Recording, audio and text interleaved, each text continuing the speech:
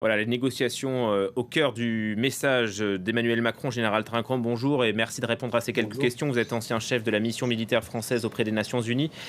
Emmanuel Macron, on répète qu'il faut des négociations entre Russes et Ukrainiens. Il se défend aussi de toute complaisance avec Poutine. Bon, il assume en quelque sorte la position de la France, soutient l'Ukraine, tout en maintenant le dialogue avec la Russie. Est-ce tenable à long terme? Ben, à long terme, c'est la seule position qui est tenable. Il faut bien voir la séquence. Soutenir l'Ukraine pour qu'elle résiste, voire qu'elle gagne. Deuxièmement, cesser le feu. Troisièmement, négociation. Je vois difficilement comment on peut faire autrement. Je ne vois pas aujourd'hui l'Ukraine est en mesure de gagner complètement, c'est-à-dire revenir aux frontières internationales d'avant 2014, mais résister, oui. Et ensuite, il faudra bien négocier avec la Russie, ce qui sera très difficile. Et si on ne maintient pas le lien de communication, je vois difficilement comment on peut négocier. Ce lien avec Poutine, il a servi à quoi pour l'instant? Il a servi à maintenir le lien. Le président l'a répété plusieurs fois. Il est intervenu auprès du président Poutine à la demande du président Zelensky, à chaque fois. Et donc, il fallait maintenir ce lien de communication. Mais comme vous le dites, ça n'a pas forcément, pour l'instant, porté des fruits. Vous avez disparu, Général Trinquant, mais on vous entend toujours. Ouais. Ces négociations-là, il va falloir convaincre aussi les Ukrainiens qui, eux, veulent continuer la. Voilà, vous revoilà. Ils veulent continuer la guerre, ils veulent aller reconquérir le Donbass, récupérer la Crimée, et ça, ce sera aussi un élément à prendre en compte. Alors, le premier point, c'est plutôt que de penser à reconquérir, il faut déjà arrêter. Pour l'instant, les Russes progressent dans le Donbass.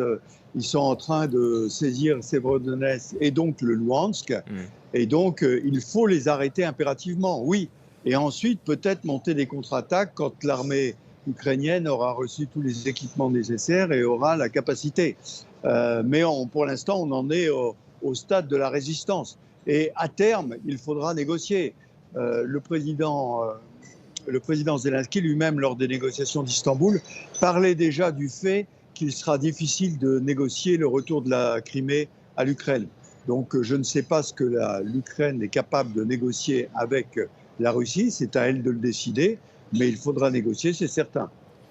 On attend l'arrivée d'Emmanuel Macron en Moldavie. Ce déplacement, bon, il vise bien sûr à rassurer ce pays qui n'est pas membre de l'Union européenne, qui n'est pas membre de l'OTAN. Quel est le risque de débordement du conflit pour la Moldavie aujourd'hui?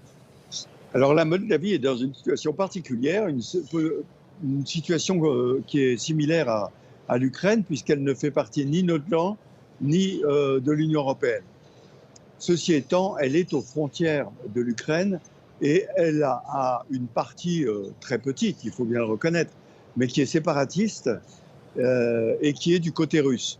Donc c'est une zone fragile et l'Union européenne veut apporter le soutien que la Moldavie demande euh, pour la soutenir en cas de crise. Je ne crois pas beaucoup à une attaque russe, sachant que les deux bataillons qui sont en Moldavie sont des territoriaux qui n'ont pas vraiment de capacité de combat, mais il faut rassurer la Moldavie et peut-être lui donner les perspectives de rejoindre l'Union européenne à terme.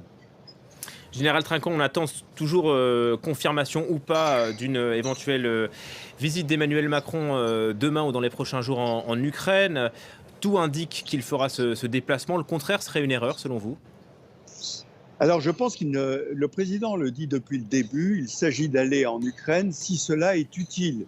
Il ne s'agit pas d'y aller pour faire une séance de photographie.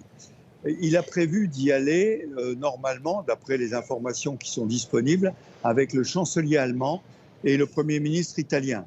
Ce serait très utile parce que, on le sait, la France, l'Italie et l'Allemagne sont les pays qui sont les plus qui sont moteurs, disons, pour une négociation avec la Russie. Et il s'agit de montrer l'unité de l'ensemble de l'Europe en soutien à l'Ukraine, dans une perspective future de soutien à l'Ukraine, peut-être pour rejoindre à terme, comme la Moldavie, l'Union européenne, mais pour l'instant de combattre contre la Russie avant que des négociations ne puissent être entamées. On verra si l'Élysée confirme ou pas ce déplacement. On Merci beaucoup, verra. Général Trinquant, d'avoir Merci. répondu à ces quelques questions.